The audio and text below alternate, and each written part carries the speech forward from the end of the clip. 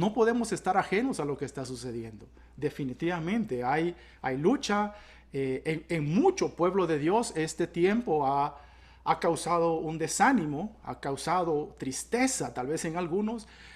Muchos se han sentido solos porque este tiempo ha sido un tiempo de meditación realmente para el pueblo de Dios, un tiempo para preparar al pueblo de Dios. Por supuesto, el Señor dice que no tienta a nadie, la palabra lo dice, pero ha permitido, como dijo nuestro pastor, en su voluntad permisiva, en lo que Él no quiere, pero permite que suceda, y lo que está haciendo en este tiempo es tomando las cosas que nosotros podamos ver como cosas malas, o como los días malos que habla la palabra de Dios, y poder sacar de ahí una bendición para el pueblo de Dios. Es que Dios es maravilloso, porque de las cosas que a nosotros nos parecen malas, Él hace que se vuelvan para bendición de nosotros. Y me podrá decir usted, pero hermano, ¿cómo va a ser de bendición que nosotros estemos encerrados? ¿Cómo va a ser de bendición que nosotros estemos afligidos porque no podemos salir, que nos podemos contaminar, que podemos contaminar a otro, que tenemos que guardarnos, tenemos que restringirnos, tenemos que estar separados, no podemos ir a ver a nuestros padres, no podemos ir a ver a nuestros hijos porque tenemos que ser prudentes? Mira, hermano, el Señor es bueno y su misericordia es para siempre. Y vamos a esta tarde, vamos a entender de que también existía, esto no es lo primero, no hay nada nuevo debajo del sol.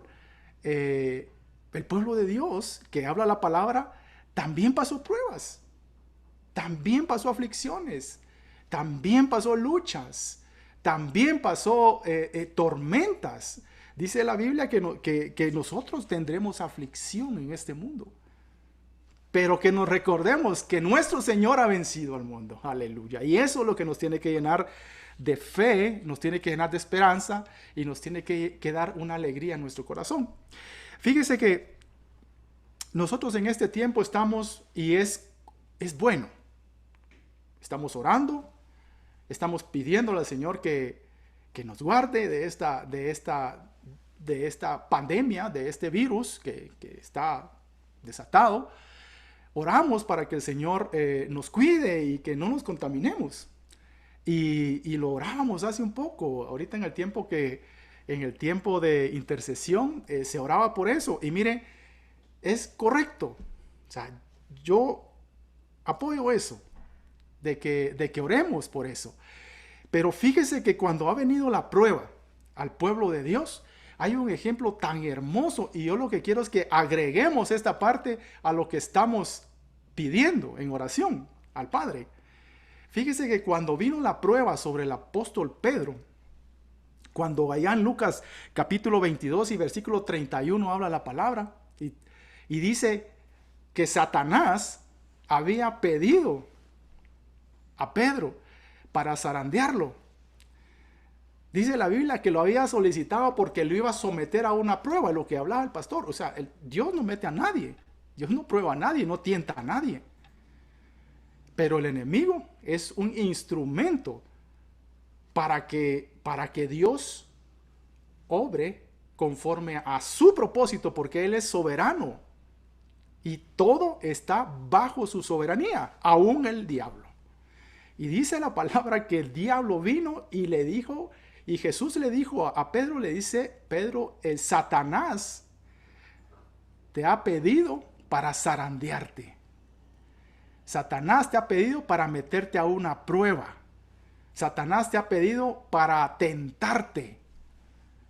Y eso definitivamente, para cualquiera de nosotros, pues, ¿cómo no nos va a asustar?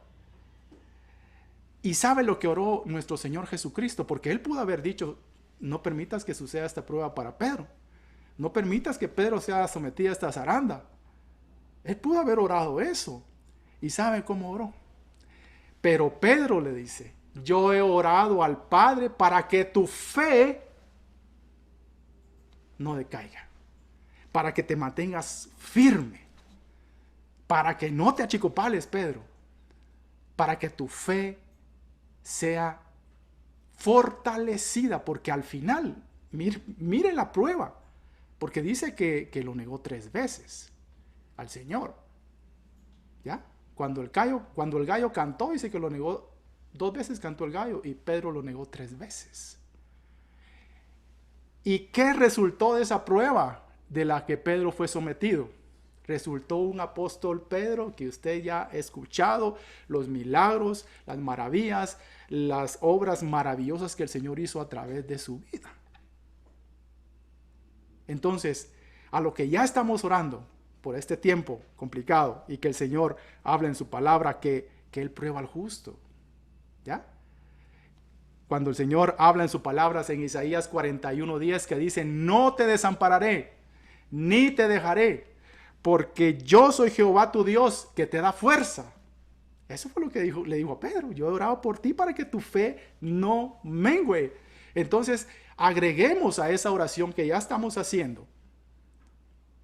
Agreguemos esa oración preciosa para que nuestra fe, para que la fe del pueblo de Dios no decaiga, para que sea fortalecido en este tiempo la fe de los hermanos, de aquellos que están en todo el mundo, dice la palabra, padeciendo las mismas cosas, sufriendo las mismas cosas. Oremos por unos por otros para que nuestra fe se mantenga. Entonces vamos a ser fortalecidos. Y fíjese que la palabra del Señor habla y nos enseña de que para que sometida a prueba vuestra fe, eso está en 1 de Pedro, capítulo 1 y versículo 7, más preciosa que el oro, el cual, aunque perecedero, se prueba con fuego. O sea, que a la hora que prueban el oro, que lo ponen al horno, con el fuego, con el crisol, con esas altas temperaturas a las que es sometido, comienza a salir toda la impureza. Todo lo que lo contamina. Por eso es que habla esta palabra así. Y dice, sea hallada en alabanza, gloria y honra cuando sea manifestado Jesucristo. Entonces, el tiempo es difícil, sí, hermano. El tiempo es duro, sí, hermano.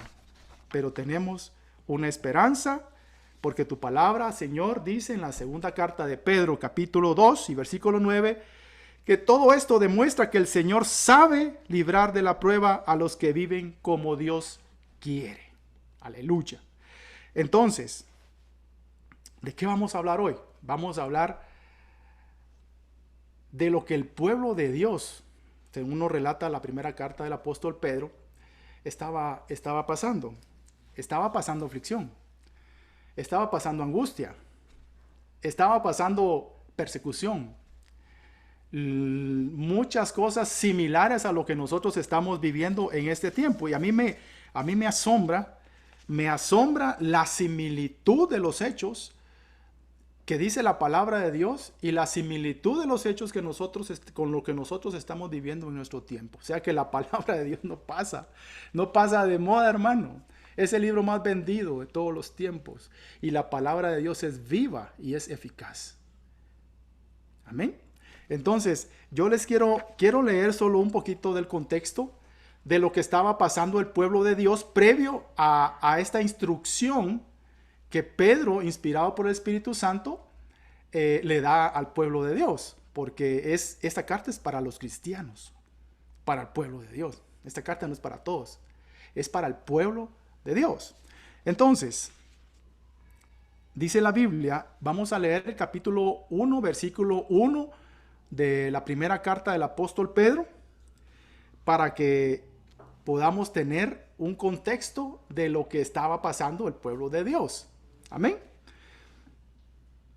Yo voy a leer la traducción del lenguaje actual. Yo sé que ustedes, la mayoría, pues casi todos manejamos la Reina Valera del 60. Yo quiero leer esta que amplía un poquito más algunas cosas. Entonces, dice la palabra de Dios: yo, Pedro, que soy enviado de Jesucristo a anunciar su mensaje, saludo, mire cómo dice acá, a todos los cristianos que viven como extranjeros en las regiones de Ponto, Galacia, Capadocia, Asia y Bitinia. Estas eran unas regiones de Roma hoy. Estos cristianos a los extranjeros, dice, o a los expatriados, dice, creo que dice la versión Reina Valera, si no estoy mal. Pero aquí habla y dice, saludo a todos los cristianos que viven como extranjeros. Y nosotros sabemos que un extranjero son las personas que viven temporalmente en otro país, sin convertirlo en su residencia perpetua. Cuando nosotros vamos a la misma carta de Pedro, en capítulo 2 y versículo 11, nos hace esa exhortación de que nosotros vivamos como extranjeros y como peregrinos. Peregrino es alguien que está solamente de paso. O sea que le está hablando a un pueblo y le está diciendo, ustedes que son los que están viviendo como extranjeros. No le está hablando a todos, los que están viviendo como extranjeros. Aquellos y peregrinos, aquellos que solo estamos de paso, porque nuestra ciudadanía, dice la Biblia, está en los cielos. Así dice la palabra de Dios. Sigamos. Y dice, de acuerdo con su plan, Dios el Padre decidió elegirlos a ustedes para que fueran su pueblo. Aleluya. El Señor se alegra de que el Señor en su plan a usted lo ha escogido para que sea su pueblo, porque nos ha puesto como reyes y sacerdotes, como pueblo santo, nación santa para Él. Para eso nos escogió. Aleluya. Y por medio del Espíritu Santo y de la muerte de Jesucristo, Dios los ha limpiado de todo pecado, para que lo obedezcan. Y ahí dice Pedro, deseo que Dios los ame mucho y les permita vivir en paz.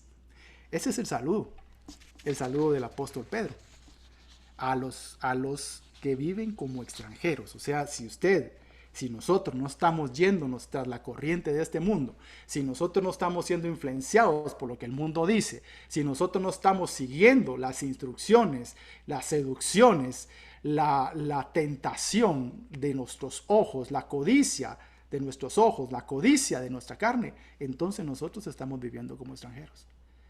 Porque tiene que haber una diferencia. Tiene que haber una diferencia entre el extranjero y el que es nativo de ese lugar. Porque el extranjero dice que su país no es ese, o sea, su patria no es esa, solamente está ahí, pero su patria no es esa. Y nuestra patria está en los cielos. Nuestra ciudadanía está en los cielos, es de los cielos. Entonces el versículo 3 dice, alabemos al Dios y Padre de nuestro Señor Jesucristo, que nos ha hecho nacer de nuevo. Mire usted qué precioso es esto. Acá en la Valera dice renacer, pero aquí dice nacer de nuevo. O sea, le está hablando y está dando por sentado que al pueblo que le está escribiendo es un pueblo que ha nacido de nuevo, del agua y del Espíritu Santo. Así como le dijo nuestro Señor Jesucristo a Nicodemo, ¿se recuerda? Que Nicodemo llegó con nuestro Señor Jesucristo y le pregunta, Señor, ¿cómo puedo yo? Y Nicodemo dice que era ¿cómo se dice? Fariseo. Él conocía la ley, conocía las escrituras. Y dice que no sabía. Y le dice el Señor, Nicodemo, te es necesario nacer de nuevo. Dice, Señor, pero ¿cómo puedo yo nacer de nuevo? ¿Cómo puedo yo meterme al vientre de mi madre otra vez? Le dice. Así le dice Nicodemo. Y le dice, no, le dice el Señor, yo te digo que tienes que nacer del agua y del Espíritu. Entonces a estos es lo que les está hablando el apóstol Pedro, a todos aquellos que han nacido del agua y del Espíritu. Amén. Entonces, sigamos. Y nos ha dado una vida con esperanza. O sea, que el que es nacido de nuevo tiene una vida con esperanza. Esto lo ha hecho Dios por su gran amor hacia nosotros y por el poder que mostró cuando resucitó a Jesucristo de entre los muertos, y de que nos dará todo lo que nos ha prometido y que tiene guardado en el cielo. Lo que nos ha prometido no puede destruirse, ni mancharse, ni marchitarse. Ustedes confían en Dios y por eso Él los protege con su poder. Estamos hablando de cristianos que estaban viviendo una prueba. Dice la Biblia, ustedes confían en Dios y por eso Él los protege con su poder. O sea, yo no sé si usted toma para sí esa palabra, aunque afuera de nosotros hay angustia, haya tribulación, haya desánimo, haya tristeza. Dice la Biblia, usted y yo confiamos en Dios. Dice, y por eso Él nos protege. Él nos protege. Aleluya. Para que puedan ser salvados tal y como está planeado para los últimos tiempos. Y a mí me llama la atención acá cuando dice que nosotros vivamos con esperanza. Que no decaiga nuestro ánimo. Que no decaiga, porque dice vivan con esperanza. Y que Él nos dará todo lo que nos ha prometido y que tiene guardado en el cielo. Yo no sé, porque dice que la Biblia también habla y nos dice de que nosotros nos debemos de alegrar cuando viene el momento de prueba para nuestra vida. Y dice, pero qué locura. Pues es una locura. ¿Cómo me voy a alegrar por eso? ¿Por qué? Fíjese que a mí me venía el ejemplo, yo creo que es un ejemplo muy fácil. Cuando nosotros estudiábamos o cuando la mayoría de nosotros estudiábamos, dice que cuando venían los exámenes, o sea, a nadie le gustaba la temporada de exámenes, a nadie. Yo pues más de alguno muy pilas, tal vez sí, ¿verdad? Pero a mí no me gustaba, porque venía el tiempo de ser probados. Venía el tiempo de probar si sabíamos, si lo que nos había sido enseñado, nosotros lo habíamos entendido, lo habíamos adquirido y habíamos adquirido ese conocimiento que nos habían dado. Para eso eran los exámenes, por eso era la prueba. Viene, bueno, decía el profesor, bueno, máxime cuando llegaba el maestro, ¿verdad? Y decía, bueno, hoy tenemos un examen rápido. Ay, Dios mío, decía uno, ya me llevó. Entonces, porque íbamos a ser probados. Si lo que él había enseñado habíamos captado. Y es similar, es una cuestión similar.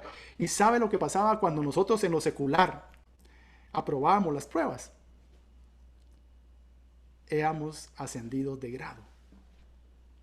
Eso es lo que pasaba.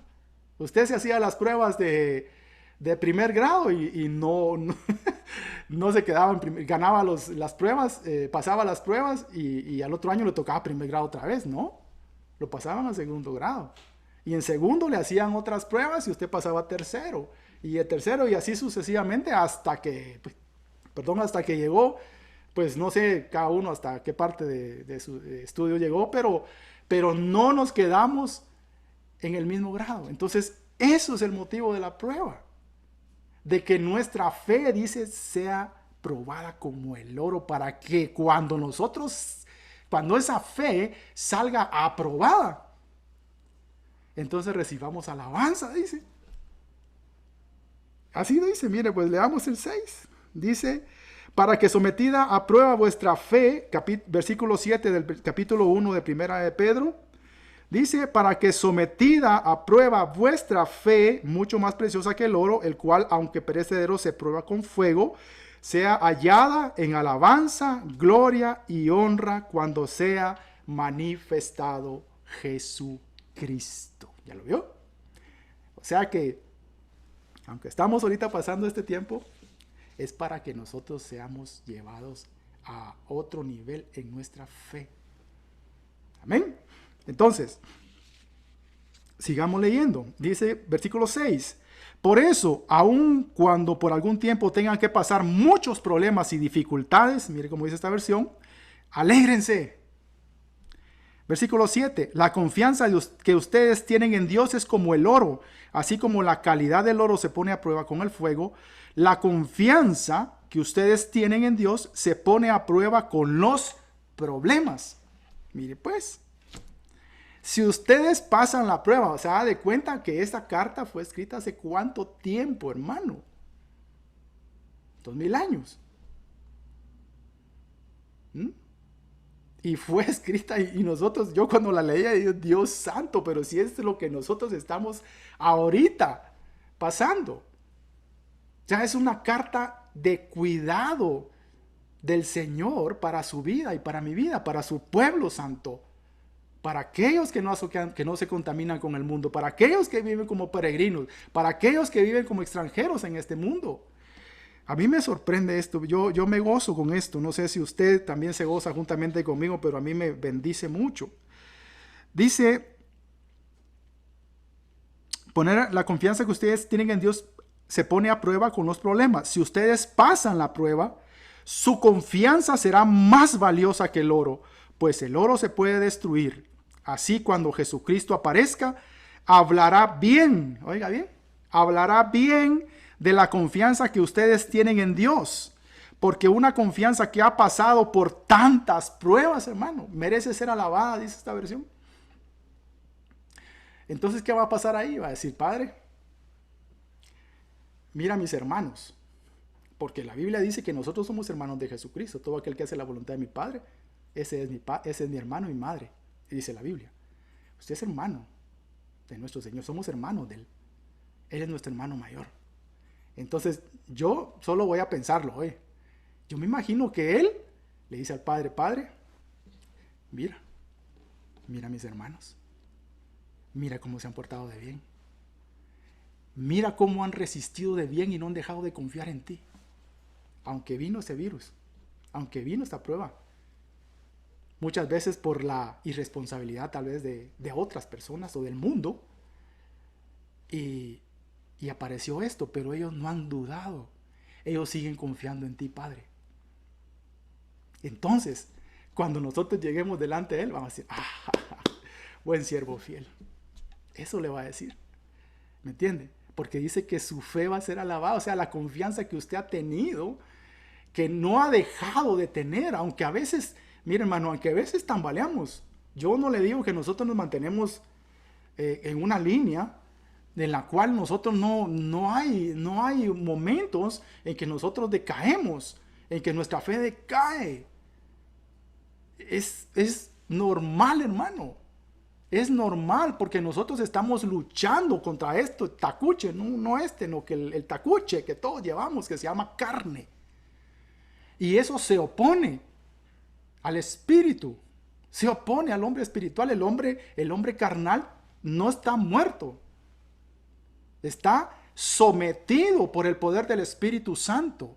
Pero en un momentito que nosotros nos descuidemos, ese hombre carnal quiere comenzar a tomar control otra vez de usted y de mí, para comenzar a hacer las cosas que hacíamos antes. Pero mire lo glorioso que es, porque aunque nosotros tengamos la tentación, aunque nosotros tengamos la inclinación de hacer lo malo, viene el Espíritu Santo, gloria a Dios, que es Dios mismo, y nos fortalece. Y nos dice, no, confía que ya el día va a llegar. Confía y no mengues porque el día está cerca. No mengues porque el día se acerca y está muy, muy, muy cerca, en el cual tu redención va a venir. Y entonces vamos a volar, dice la palabra. Vamos a encontrarnos con nuestro amado en las nubes cuando Jesucristo aparezca en las nubes, dice la palabra.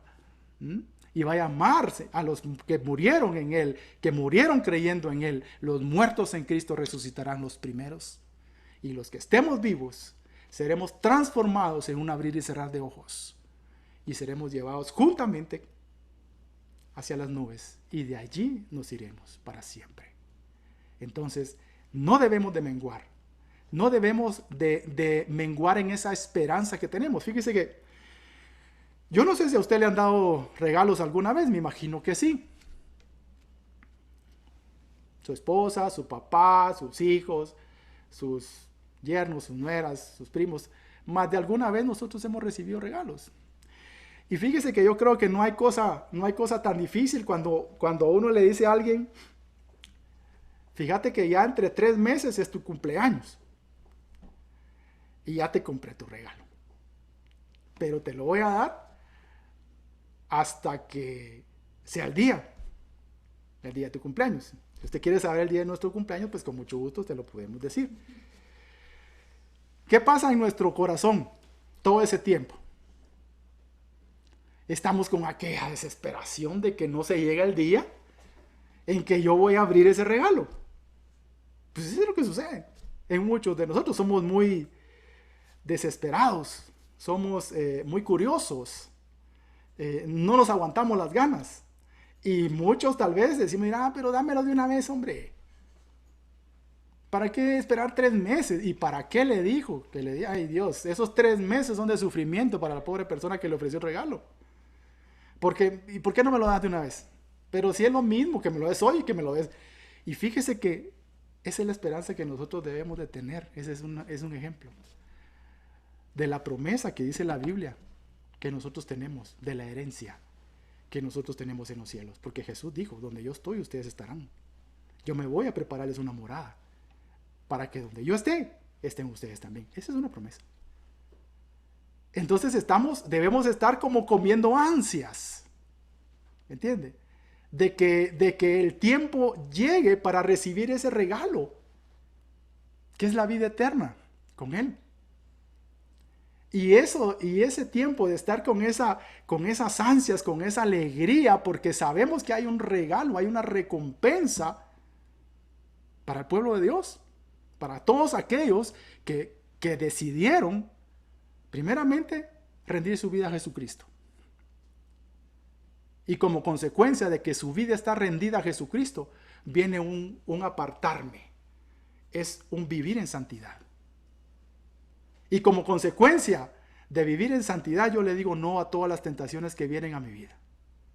Entonces estamos preparados, esperando. Ya va a ser, ya va a llegar, ya viene, ya es tiempo, ya las señales ya lo muestran, ya el Señor ya dijo. Y entonces deberíamos de estar con esa expectación. A que el cumplimiento del ofrecimiento que el Señor dijo de la vida eterna se cumpla. Y eso es lo que Pablo, voy a terminar de leer solo rapidito. Eso es lo que el apóstol Pedro, les habla y les ministra a través del Espíritu Santo a la iglesia que estaba pasando la prueba. Dice, versículo 8, ya vamos adelantados. Dice, versículo 8, ustedes, aunque nunca han visto a Jesucristo, nosotros nunca lo hemos visto, hermano. Sabemos, y bienaventurado más el que sin ver ha creído, dice la Biblia. Lo aman y creen en Él, y tienen una alegría tan grande y hermosa que no puede describirse con palabras. ¿Ya lo vio? Es esa alegría de ver a nuestro amado. Es esa alegría de pasar la vida eterna con Él. Ustedes viven alegres porque ya saben que Dios los salvará y por eso confían en Él. Y mire cuánto pueblo, lo decíamos al principio, cuánto pueblo a raíz de tanta noticia, a raíz de tanta información, a raíz de todo lo que nosotros pues logramos escuchar y que está allí, que no se puede negar, allí está. Comenzamos a decaer. Es lo que estaba pasando con el pueblo. Comenzamos a decaer y nuestro ánimo comienza a decaer y nuestra esperanza comenzamos a perderla. Y comienza a venir una tristeza en nuestro corazón. Por eso el mensaje de hoy es ese. De lo que Dios tiene para su vida y para mi vida en este tiempo. Que es un tiempo que está siendo probado. El mundo y también el pueblo cristiano. El pueblo de Dios. Versículo 10. Los profetas estudiaron con cuidado todo acerca de esta salvación y hablaron de lo que Dios por su amor les daría a ustedes, que era la salvación. Antes de que Cristo viniera al mundo, su espíritu les enseñaba a los profetas lo que Él debería sufrir aquí en la tierra. Y también les enseñaba todo lo hermoso que sucedería después, que es la salvación a través de la gracia. Pero, versículo 12, pero Dios les hizo entender que los que ellos anunciaban no era para ellos mismos, sino para ustedes, para nosotros. Ese es el mensaje que les dieron a ustedes, quienes les comunicaron la buena noticia. Y lo hicieron con el poder del Espíritu Santo que fue enviado del cielo. Esto es algo que los ángeles mismos hubiesen querido ver. Y ahorita que estamos estudiando los profetas, vemos que en los profetas mayores, profetas menores, Miqueas, habla de nuestro Señor Jesucristo. Isaías habla de nuestro Señor Jesucristo. Cuando dice, el Espíritu de Dios está sobre mí y ha venido para rescatar a los perdidos, para sanar a los pobres. Y dice el Señor, esa profecía hoy se cumplió delante de ustedes. Esa profecía se dio más de 800 años antes. O sea que todo lo que la palabra de Dios dice se va a cumplir, porque hay cosas que aún no están cumplidas. Pero todo lo que la palabra de Dios dice se cumple. Entonces, viene la instrucción de Pedro y le dice en el versículo 13, que es nuestro tema base, en nuestro versículo base, dice, por tanto, ya después que les dijo todas esas cosas, todas las promesas, toda la confianza que no deben perder, la esperanza que deben de tener, la fe que está siendo probada en esta prueba, aunque parezca lo contrario, pero va a ser alabada cuando nosotros nos presentemos delante de Él y no hayamos perdido la fe, hayamos mantenido nuestra confianza en nuestro Dios, dice Pedro, y le dice Pedro en el versículo 13, dice, por tanto, ceñid los lomos de vuestro entendimiento, sed sobrios y esperad por completo en la gracia que se os traerá cuando Jesucristo sea manifestado. Después de eso que leímos, dice, viene un decreto. Cuando la palabra dice por tanto, está decretando. Porque los hermanos necesitaban una palabra de aliento. Necesitaban algo que los viniera a sostener. Por eso les decía yo al principio, importante que oremos lo que estamos orando, que el Señor reprenda al diablo, que el Señor reprenda este virus. Pero importantísimo que oremos para que el pueblo de Dios sea fortalecido a través de la palabra, que es lo que el apóstol Pedro también estaba haciendo. Él estaba mandando una carta donde les estaba diciendo todas las cosas buenas, benditas y santas que el plan de Dios que Él tiene para su pueblo. ¿Para qué? Para que no desmayaran en la fe, para que siguieran firmes en Jesucristo, en el cual habían creído sin haberlo visto, dice, como usted y como yo. Entonces viene y dice, por tanto, ok, ya les dije lo demás, lo anterior, por tanto, vamos a decretar algo. Ceñid los lomos de vuestro entendimiento. Sed sobrios y esperad por completo en la gracia que se os traerá cuando Jesucristo sea manifestado. Ok, si hay aflicción, si hay angustia, si hay tristeza, si hay desánimo, ok, a un lado, por tanto. Entonces, esta era una manera de esperar lo que iba a ser manifestado, porque dice que Jesucristo, esto era para que nosotros estuviéramos en esa condición previo a que Jesucristo fuera manifestado, dice la Biblia.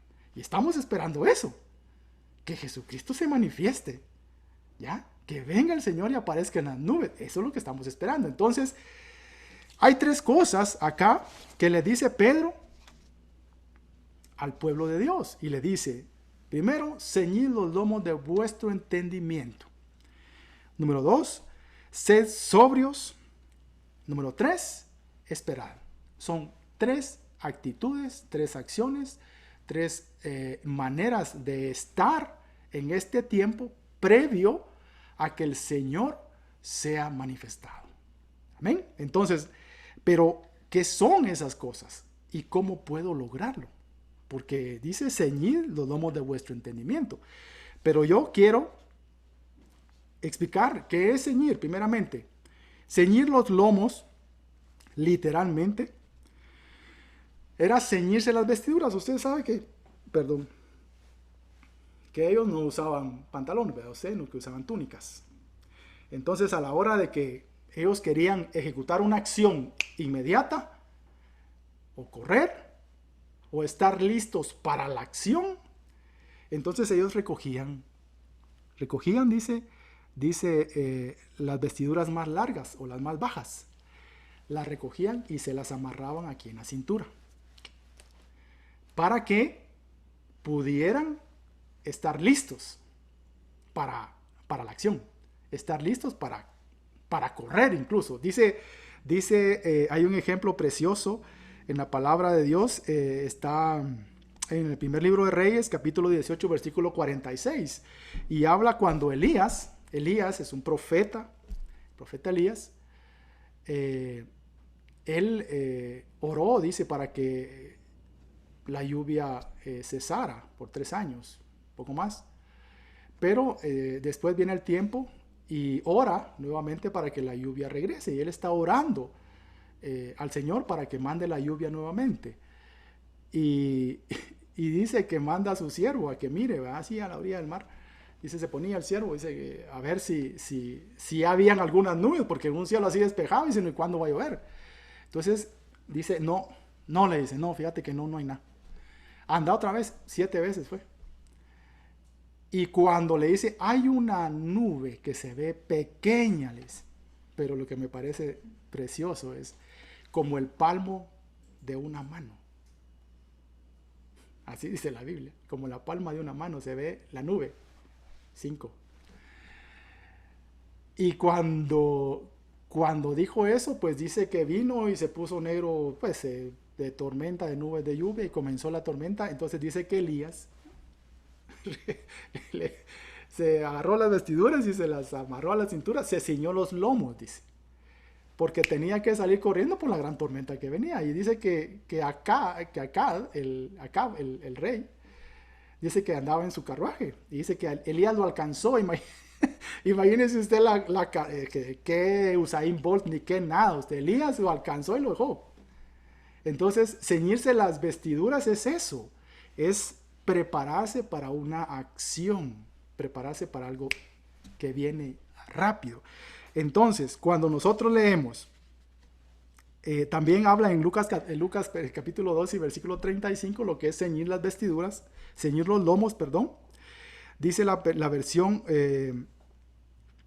Nueva Biblia Viviente, dice, estén siempre listos, con ropas ajustadas y lámpara encendida. Eso dice como ceñir lomos. En Lucas capítulo 12 y versículo 31. No sé si lo leemos aquí en la versión Reina Valera. Dice Lucas capítulo 12, versículo 35, 35. Dice, estén ceñidos vuestros lomos y vuestras lámparas encendidas, como siervos, vigilantes. Entonces, ceñirse los lomos, estar, dice la Biblia, Nueva Biblia Viviente, dice, estén siempre listos. Entonces, cuando nosotros vemos, logramos ver otra versión del mismo pasaje de 1 de Pedro, capítulo 1, versículo 3, podemos, en la Nueva Traducción Viviente, les voy a leer yo, dice, así que preparen su mente para actuar. Mire que eso amplía precioso lo que es el pasaje. Y ejerciten el control propio. Pongan toda su esperanza en la salvación inmerecida que recibirán cuando Jesucristo sea revelado al mundo. Mire qué hermoso, ¿verdad? Entonces aquí ya podemos ampliarnos un poquito más lo que es el ceñir los lomos. Entonces el ceñir los lomos significa espiritualmente preparar mi mente para actuar. Eso significa ceñir los lomos de vuestro entendimiento. O sea que es poner por obra lo que yo he recibido. No sé si, perdón, que estoy aquí con un poco de calor. No sé si usted me logra captar eso. Yo sé que sí.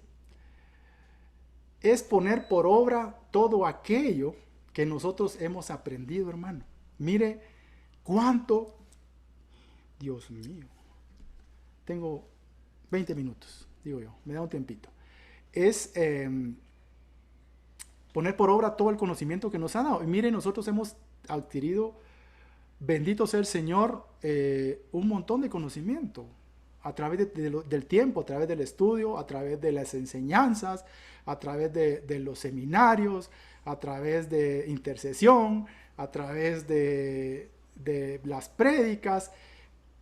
Hemos adquirido un montón de conocimiento, pero hay mucho pueblo, mucho pueblo que no ha experimentado cambios en su vida, que no ha experimentado una nueva vida a través de ese conocimiento que ha adquirido. Entonces, ¿qué está pasando? Su mente no está actuando, o sea, estamos recibiendo el conocimiento, pero no lo estamos poniendo por obra. Si dice la Biblia, aquí siempre en la primera carta de Pedro, dice, porque está escrito, sed santos porque yo soy santo. Y ya hemos entendido que santidad no es infalibilidad, no es igual a infalibilidad, no es lo mismo. Santidad es vivir apartado, o sea, que la gente de afuera se dé cuenta que usted vive de una manera diferente, que usted enfrenta los problemas de una manera diferente, que usted vive en su casa de una manera diferente, que usted trata a su esposa, trata a sus hijos, trata a sus padres, trata a sus hermanos de una manera diferente. Eso es vivir en santidad. Viviendo de acuerdo a lo que Dios manda para mi vida. ¿Y cómo va a venir eso? A través de que lo que yo reciba lo ponga por obra. Que ponga una mente en acción. Que mi mente esté preparada para actuar. Eso es ceñir los lomos de vuestro entendimiento. Y fíjese que en Lucas capítulo 8 habla la palabra de la semilla. De la semilla que cayó en las piedras y dice que viene después y el mensaje es robado. Dice, te lo voy a leer yo aquí en la traducción lenguaje actual, dice Lucas 8:12, dice, los que oyen el mensaje, luego viene el diablo y hace que se les olvide para que no crean. Esa es una mente ociosa. Ese es todo lo contrario a una mente que está lista para actuar. ¿Me entiende? Eso es ceñir los lomos de vuestro entendimiento. Fíjese que el hijo pródigo es otro ejemplo precioso. El hijo pródigo, en la versión Valera, dice que, y él dijo. Pero en otras versiones dice, y él dijo, se dijo a sí mismo. Entonces lo pensó. Mire cómo es una mente que está preparada para actuar. Él primero lo pensó. Dijo, me levantaré. Porque no va a decir mí mismo, ¿verdad? Entonces, mí mismo, no. Él dijo dentro de sí, o sea, en sus pensamientos. Dijo, me levantaré e iré a la casa de mi padre. Y le diré, o sea, él pensó todo lo que él iba a hacer. ¿Y después qué hizo? Pues lo hizo. Se levantó e hizo lo que él había pensado primero. Esa es una mente que está lista para actuar. Porque muchas veces algunas personas, algún pueblo, algunas personas, cuando está el momento de la prueba, vienen los pensamientos correctos. Hay una anécdota, yo se las conté una vez, creo yo, del sopilote. No sé si ustedes conocen los sopilotes. De aquí, por cierto, no se ven. Yo no los he visto. La verdad, no veo tanto sopilote acá. Pues ahí en mi tierra sí hay sopilote. Yo soy de por allá, por Izabal. Y ahí hay sopilotes, que son unos buitres. Realmente, sopilote es el nombre autóctono, tal vez, o nativo de aquí de nuestra ciudad o nuestro país, o sopes. Y esos son, la verdad es que son buitres que comen carroña. Entonces, donde hay carroña, entonces se ponen a dar vueltas. Entonces, uno vi en los pueblos ahí, mira, los sopilotes, dice alguna carroña, algún muerto, hay por ahí. Algún animal muerto, ¿verdad? Entonces, dice la anécdota esta que cada vez que, dice el dicho popular, dice, cada vez que llovía, cada vez que estaban cayendo aquellos tremendos y portentosos aguaceros, decía el sopilote, mañana hago mi casa. Lo pensaba. Mañana hago mi casa, decía. Cada vez que estaban esos aguaceros, porque se lo estaba llevando el río, porque no tenía dónde cubrirse. Mañana hago mi casa, decía. Y al otro día, como hacía sol, se le olvidaba. Eso Eso nos pasa a veces a muchos. Queremos hacer muchas cosas cuando estamos en el tiempo de prueba. Yo, Señor, yo te voy a buscar. Yo te voy a servir. Yo voy a hacer, yo voy a dejar, yo voy a ir, yo voy a venir, yo voy a brincar, yo voy a saltar, yo voy a alabar. Le ofrecemos de todo, porque viene a nuestro pensamiento y lo anhelamos hacer, pero no baja. No se vuelve una mente activa, solo se vuelve una mente que piensa, pero que no actúa. Eso es ceñir los lomos de vuestro entendimiento. Vamos rapidito porque me faltan dos. Entonces, ¿qué otro punto le dice Pedro al pueblo de Dios? A los que eran extranjeros, a los que estaban viviendo como extranjeros, a los nacidos de nuevo. ¿Qué les dice el Señor a través de Pedro? Dice: sed sobrios. Segundo punto. Y nosotros la sobriedad la podemos ejemplificar muy fácil, porque con lo contrario, que es la borrachera. ¿Ya? El borracho es lo contrario al sobrio, o el sobrio es lo contrario al borracho. Son opuestos. Entonces, cuando viene la palabra sed sobrios, en la versión que leímos, que la Nueva Traducción Viviente, dice la Biblia: ejerciten el control propio. Es lo mismo. Ejerciten el control propio. Porque sabemos que uno que no está sobrio, que son los borrachos, no tienen control ni de su voluntad, ni de sus emociones, ni de sus sentimientos. Usted yo no sé si ha visto o ha escuchado a un borrachito que se pone a llorar abrazado de una escoba o abrazado de una columna. O sea, él pierde totalmente la noción, perdió el control de sí mismo. Usted le dice a un borrachito que salte y salta. Usted le dice a un borrachito que ahí hay un platillo volador y se lo cree. Porque él no tiene control de sus emociones ni de sus sentimientos, ni no tiene control de su voluntad. Entonces a eso nos llama la palabra. A que nosotros, dice la Biblia, que ejercitemos el control propio. ¿Por qué?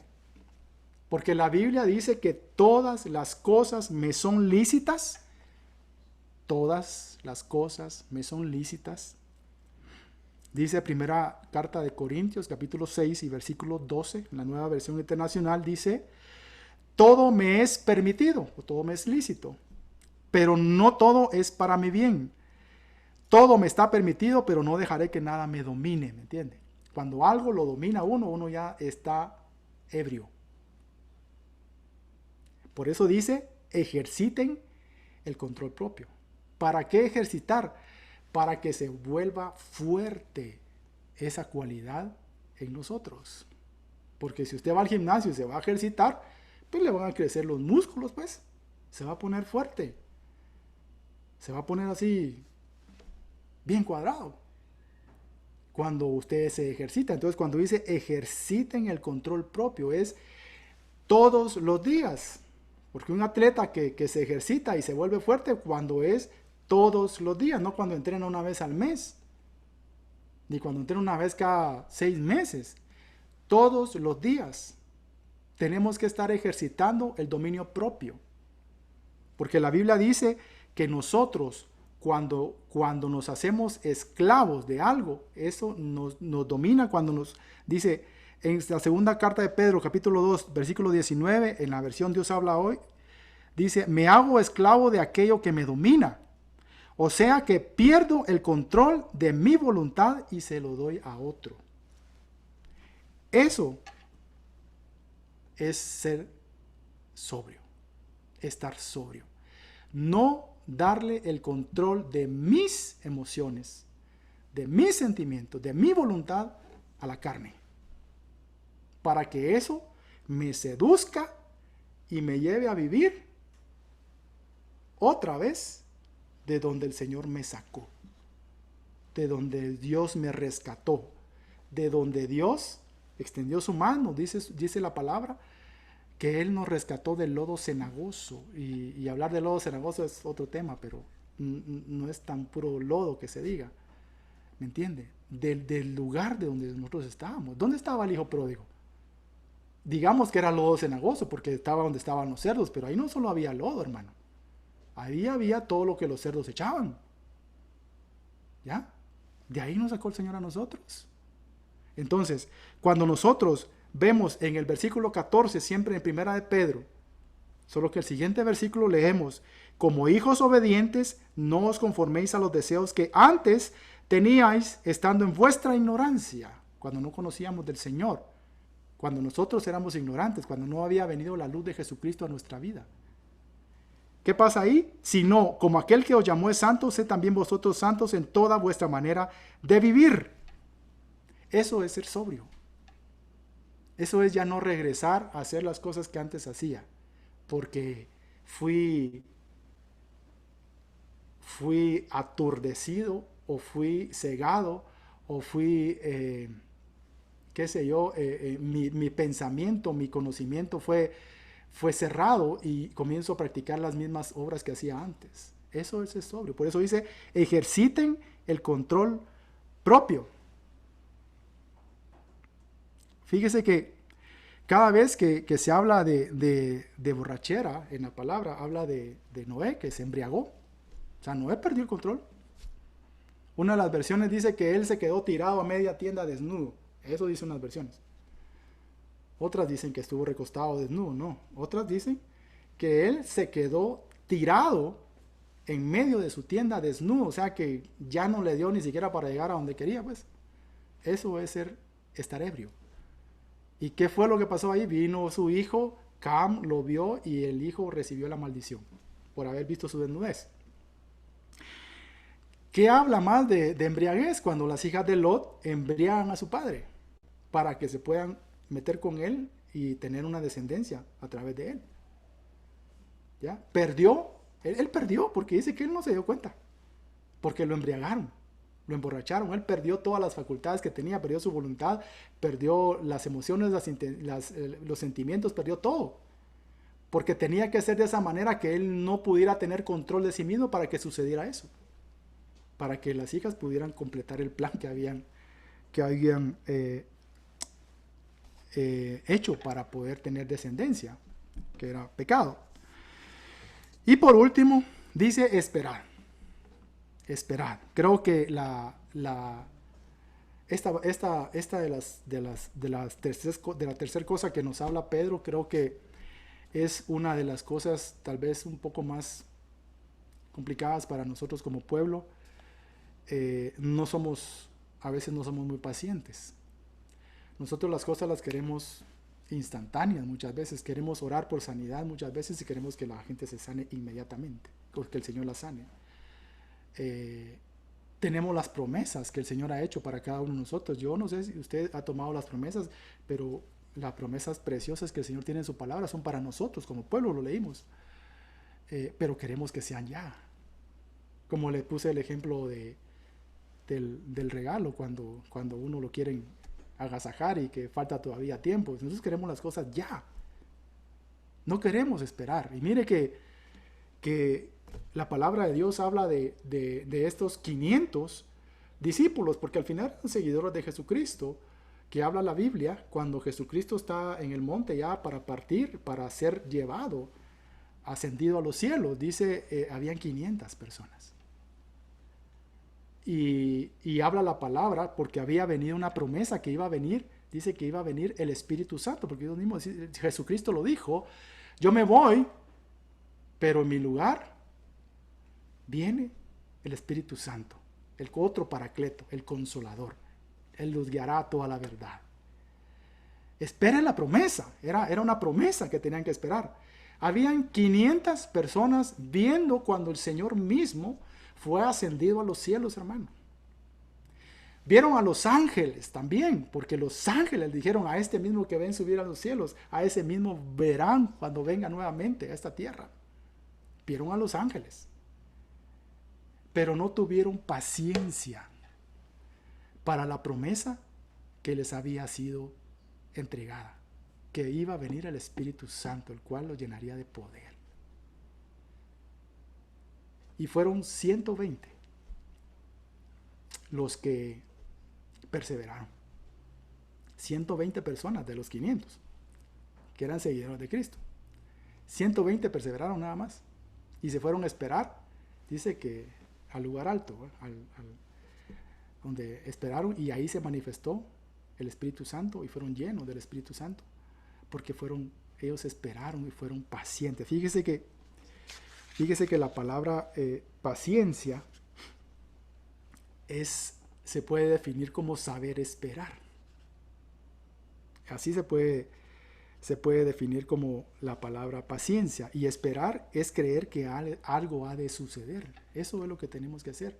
Entonces, cuando el apóstol Pedro dice que esperemos, porque así lo dice esperar por completo en la gracia que se os traerá cuando Jesucristo sea manifestado.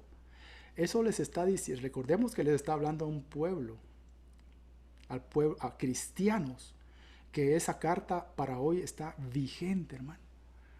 Porque como platicábamos al principio, estamos pasando una situación de prueba. Estamos pasando situaciones difíciles. ¿Qué viene a decirnos el Señor? Que esperemos. La Biblia dice que pongamos toda nuestra esperanza en la salvación inmerecida cuando Jesucristo se revele al mundo, dice la traducción esta que tengo acá, que es la traducción viviente, nueva traducción viviente, que pongamos toda nuestra esperanza en la salvación inmerecida cuando Jesucristo se revele al mundo. No podemos tener nuestra esperanza en nada más. No podemos tener nuestra esperanza en que esta crisis va a pasar, que esta pandemia va a pasar. No podemos tener nuestra esperanza en que todo se va a solucionar. No podemos tener nuestra esperanza en que vamos a regresar a la normalidad. No podemos esperar en la esperanza de que ya hay vacunas. O sea, y está bien que pensemos, a veces pensamos en eso. Pero nuestra esperanza, nuestra confianza, no puede estar en eso. No puede estar en eso, porque la Biblia es clara. En Jeremías 17:5 dice el Señor en esta versión, malditos son los que ponen su confianza en simples seres humanos, que se apoyan en la fuerza humana, dice, y apartan del Señor su corazón. Confiar es la esperanza firme que se tiene de alguien. No podemos esperar en ofrecimientos humanos. Está bien que hay vacuna, gloria a Dios. Y ahí está, el pastor hoy exhortaba a eso. Porque el Señor también ha permitido eso. Que haya algo para que podamos paliar esta enfermedad. Eso, pero nuestra esperanza no puede estar en eso. Hagámoslo correcto, perfecto. Pues también nosotros ya pasamos por eso. Y mucho pueblo de Dios lo está haciendo. Hagámoslo. Pero nuestra esperanza no está en eso, hermano. Que nuestra esperanza no está en lo que el hombre está ofreciendo. Que nuestra esperanza no está en que vienen días mejores. No, hermano. Nuestra esperanza tiene que estar en que Jesucristo un día va a aparecer en los cielos y va a llamar a su iglesia. Aquellos que viven de una manera santa, aquellos que no han manchado sus vestiduras, aquellos que han esperado con paciencia la promesa del advenimiento de nuestro Señor Jesucristo. Aleluya. Es que esa es nuestra esperanza, hermano. Y ese es el mensaje que Pedro les estaba dando a este pueblo, que estaba pasando aflicción, que estaba pasando persecución, que estaba pasando angustia. No desmayen, mucha hombre, les decía. No desmayen. Si el Señor va a cumplir su promesa. Si el Señor es fiel. No desmayen, que esta prueba es para que ustedes se hagan más fuertes en su fe. No desmayen. No dejen que lo que el mundo está diciendo venga a su corazón y les cause tristeza, les cause desánimo, les cause aflicción. No dejen eso. Al contrario, todo lo que ustedes han recibido, toda la instrucción que ustedes han recibido, todo el mensaje del evangelio que está en su mente, toda la palabra que ha sido sembrada en su mente, que baje a su corazón y pónganla por obra. Porque eso les va a estar preparados para cuando el amado aparezca y para que nosotros nos vayamos con él. No nos volvamos piolines con tanto conocimiento, que nos congregamos los domingos, que nos congregamos los jueves, que nos congregamos los martes, que nos congregamos los sábados y no cambiamos, hermano. Pongamos por obra. Pongamos en acción nuestros pensamientos. Eso es lo que les dice Pedro. Y no dejen que ustedes que los vengan a seducir otra vez con las cosas de la carne. Ya terminando esto, solo quiero leerles este último párrafo que dice también en la primera carta de Pedro, solo que lo habla en el capítulo 2 y versículo 11. Y es la conclusión y es la exhortación. Amados, yo os ruego como a extranjeros y peregrinos, que os abstengáis de los deseos carnales que batallan contra el alma, manteniendo, o sea, ya estamos ahí, pero sigamos en esa posición, manteniendo buena vuestra manera de vivir entre los gentiles, para que en los que murmuran de vosotros, como de malhechores, glorifiquen a Dios en el día de la visitación al considerar vuestras buenas obras. Eso es lo que está hablando la palabra de Dios hoy. Que nos mantengamos firmes. Si estamos haciendo el bien, si estamos caminando, si estamos siendo testimonio para los de afuera, sigue, hermano. Pero si no lo estamos haciendo, hoy vamos a terminar con una oración. Vamos a concluir con una oración. Si usted no ha conocido a Jesucristo, también quiero esta tarde poder orar y que usted ore juntamente conmigo para que las promesas que han sido dadas al pueblo de Dios, las promesas que han sido dadas a aquellos que viven como extranjeros y peregrinos en este mundo, también sean para usted. Amén.